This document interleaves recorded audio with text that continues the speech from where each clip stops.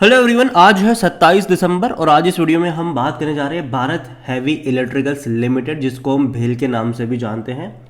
185 रुपये का शेयर है। आज तकरीबन 1.5% की तेज़ी है।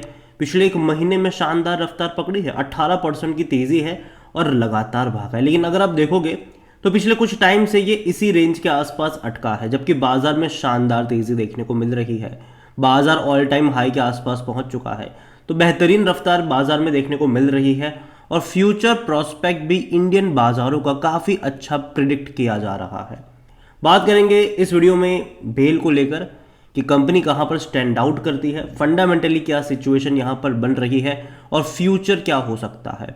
देखिए, वीडियो को शुरू करो उससे पहले अगर आपने अभी तक चैनल को सब्सक्राइब नहीं किया है तो प्लीज़ अभी इसे सब्सक्राइब कर लीजिए, क्योंकि आगे भी बहुत सारे वीडियोस हैं जो आपको काफ़ी ज़्यादा हेल्प करेंगे। तो शेयर 185 रुपये का है, एक महीने में तेज़ी है, एक साल में और बड़ी रफ्तार है। 138% का ग्रोथ है। अगर आप लोअर लेवल की बात करेंगे तो 70 रुपये के आसपास था, ये बेहतरीन तेज़ी दिखाई थी इसने और कुछ टाइम कंसोलिडेट भी किया उसके बाद, फिर उसके बाद एक बड़ी रफ्तार पकड़ी और शायद हो सकता है कि यहाँ से और तेज़ी दिखाने के बाद कुछ टाइम कंसोलिडेट भी करेगा, लेकिन फिर से तेज़ी के लिए तैयार भी हो जाएगा, क्योंकि देखो बड़े लंबे अरसे बाद तेज़ी आई है। अगर आप 5 साल का भी ग्राफ देखोगे तो भाई साहब अब तक के सबसे हाईएस्ट लेवल पर है। कोविड के टाइम पे 20 रुपये का शेयर था। अगर आप मैक्सिमम ग्राफ देखोगे तो देखो एक बड़ी रफ्तार थी, ठीक है, यहाँ पर उसके बाद बड़े लंबे समय से एक करेक्शन वाला फेज था इसका, अब जाकर इसने तेज़ी दिखाना शुरू करा है। जो नेक्स्ट रेजिस्टेंस यहाँ पर हो सकता है वो तकरीबन 190 रुपये से 200 रुपये के आसपास हो सकता है। लेकिन अगर उस लेवल को तोड़ दिया, अगर इसने 200 रुपये का लेवल तोड़ दिया तो आगे आपको और बड़े लक्ष्य भी देखने को मिल सकते हैं। अगर 200 रुपये का लेवल यहाँ पर तोड़ दिया तो एक ब्रेकआउट वाली सिचुएशन यहाँ पर कह सकते हैं कि दिखा सकता है यहाँ पर। और इससे पहले अगर हम बात करने जाए तो देखिए, कंपनी सरकारी है और जहाँ तक इनकी प्रेजेंस की बात करें तो कई सारे सेक्टरों में है। चाहे वो रेलवे से बात करें, चाहे वो डिफेंस की बात करें, चाहे वो पावर सेक्टर की बात करें। यहाँ पर नुवामा ने कहा है कि वो अभी भी भेल और एनटीपीसी में बुलिश है। देखिए, Nuvama said it stays bullish on shares of भेल and NTPC limited on rising thermal demand.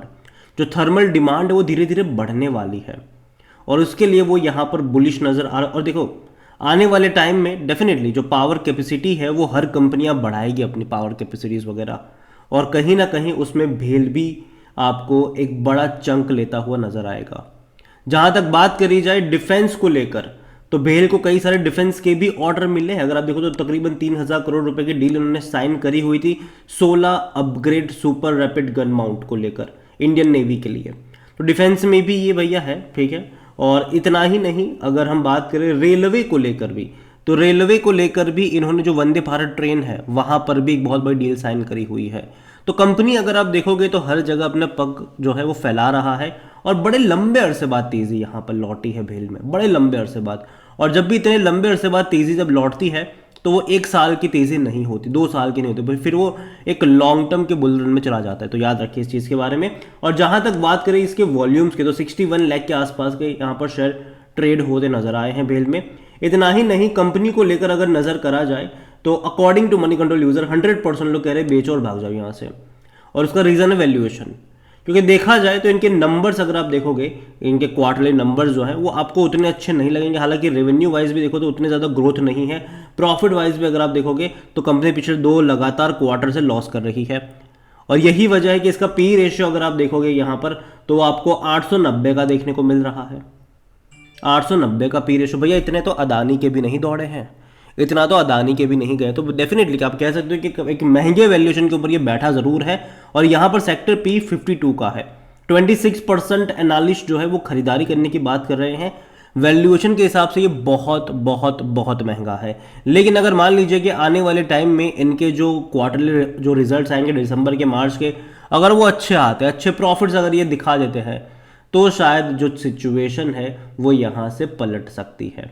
अगर ऐसा हुआ तो ठीक है, अगर ऐसा हुआ तो इसका पी रेशियो भी एडजस्ट हो जाएगा अगर इनके क्वार्टरली नंबर्स बेहतर आना शुरू हो गए। क्योंकि अगर आप इनके फाइनेंशियल्स पे ऊपर नजर करेंगे तो लगातार क्वार्टरली नंबर्स उतने अच्छे, पिछले 2 क्वार्टर के अच्छे नहीं है, बीच में 1 क्वार्टर के अच्छे आ गए थे। और इससे पहले भी दिसंबर की भी देखो तो 42 करोड़ का प्रॉफिट था, उससे पहले अगर तो 12 करोड़ का था, उससे पहले तो भैया लगातार लॉस ही लॉस इनको हो रहे थे, प्रॉफिट थे ही नहीं। जिस कोविड के दौरान तेजी आई थी तब भी ये कंपनी लॉस कर थी, और जब भी इनके रिजल्ट्स आते थे एक बड़ी गिरावट यहाँ पर देखने को मिल जाती थी। जहाँ तक शेयर होल्डिंग को लेकर बात करें तो पहली चीज़ सरकारी कंपनी है, ये 63.17% की होल्डिंग प्रमोटर के पास है, 4.57% म्यूचुअल फंड के पास है, 11.42% डोमेस्टिक के पास है, 7.23% एफआईज लेकर बैठे हुए हैं। अच्छी खासी क्वांटिटी में कहूँगा कि बड़े बड़े फंड हाउस के पास ज़रूर है, और रिटेल और अदर्स की मिलाकर 13.61% की होल्डिंग है, जिनमें से रिटेल इन्वेस्टर 10.85% की होल्डिंग लेकर बैठे हैं। देखिए ओवरऑल अगर मैं इस कंपनी को लेकर देखूँ तो अगर मैं इसका वैल्यूएशन देख रहा हूँ तो डेफिनेटली ये महंगा लग रहा है मुझे, इसमें कोई शक की बात नहीं है।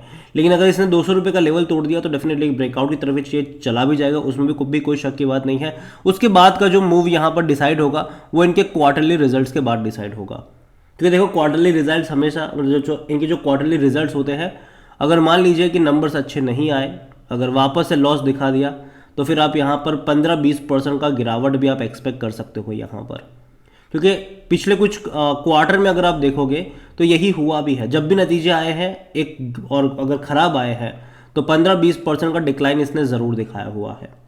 और देखो सरकारी कंपनी है ज़रूर, लेकिन मैं एक चीज़ यहाँ पर कहूँगा कि पिछले कुछ टाइम में शानदार तेज़ी इसने दिखाई है, और जब भी बड़ी रफ्तार पकड़ी है कुछ टाइम कंसोलिडेट करा है। यहाँ से अगर आप देखोगे तो 117 रुपये से ये लगातार भागा है, लगातार कहीं पर भी नहीं रुका है ये।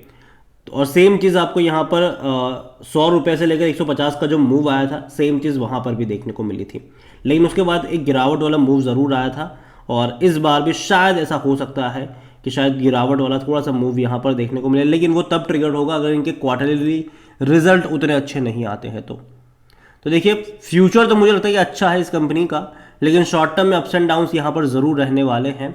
और यही कहूँगा मैं आपसे कि कंपनी ख़राब नहीं है, लेकिन क्वार्टरली रिजल्ट्स अगर पिछले कुछ 2 क्वार्टर में देखो तो उतने अच्छे नहीं आए हैं। हालांकि खबरों में काफ़ी ज़्यादा रहा है कि भाई साहब यहाँ से ऑर्डर मिल गया, वहाँ से ऑर्डर मिल गया, यहाँ से भी ऑर्डर मिल गया, और जिसके चलते बड़ी तेज़ी यहाँ पर देखी ज़रूर है। तो देखते हैं कि भाई साहब बहुत सारे ऑर्डर इनको मिले तो है, लेकिन अभी क्वार्टरली रिजल्ट्स में इनके रेवेन्यू में, इनके प्रॉफिट में वो इम्पैक्ट देखने को मिलता है कि नहीं, वो देखना यहाँ पर होगा। और अगर वो देखने को नहीं मिलेगा तो भाई साहब डिक्लाइन भी एक्सपेक्टेड रहेगा। तो यहाँ पर अगर आपके पास है तो कैरी कर सकते हो, यहाँ पर कोई दिक्कत की बात नहीं है, लेकिन एक स्टॉप लॉस के साथ यहाँ पर चलिएगा। और जहाँ तक बात होती है फ्रेश बाइंग को लेकर, अगेन मैं कहूँगा कि बाय ऑन डिप्स की स्ट्रेटजी यहाँ पर अप्लाई करी जा सकती है। अगर 200 रुपये का लेवल तोड़ दिया तो ब्रेकआउट डेफिनेटली होगा यहाँ पर, लेकिन अगर उसको नहीं तोड़ पाया तो वापस से ये आपको नज़र आ सकता है एक लंबे समय के कंसोलिडेशन के साथ, एक लंबा रेंज बिताएगा फिर ये इसी रेंज के आसपास, ये मेरा मानना है। बाकी मर्जी आपकी है। वीडियो को यहीं पे एंड करूंगा। पसंद आया हो तो लाइक करो, शेयर करो, चैनल पर अगर पहली बार आए तो प्लीज़ सब्सक्राइब करें। और भारत हैवी इलेक्ट्रिकल्स लिमिटेड के बारे में आप क्या सोचते हैं वो भी आप मुझे कमेंट में लिख के बता सकते हैं। Thank you.